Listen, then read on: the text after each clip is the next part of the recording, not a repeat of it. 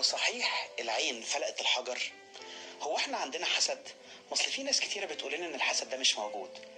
بس انا لما جيت افكر لقيت ان احنا لما بنصلي في صلاة الشكر بنقول وكل حسد وكل فعل الشيطان. اهو يعني في حسد. احنا عندنا حسد، بس الحسد اللي موجود عندنا مش اللي احنا دايما بنبقى فاكرينه. معنى الحسد ان انت بتتمنى زوال النعمة من الناس اللي موجودة حواليك. ممكن بتحسدهم على فلوس، ممكن بتحسدهم على صحة، ممكن تحسدهم على مركز او على مواهب موجودة عندهم.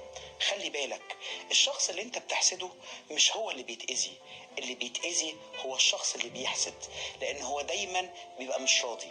خلي بالك وخليك دايما فرحان، لان ربنا قسم لكل واحد فينا امكانيات، قسم لكل واحد فينا مواهب. علشان كده لازم تشكر على الحاجات اللي ربنا موجودة عندك.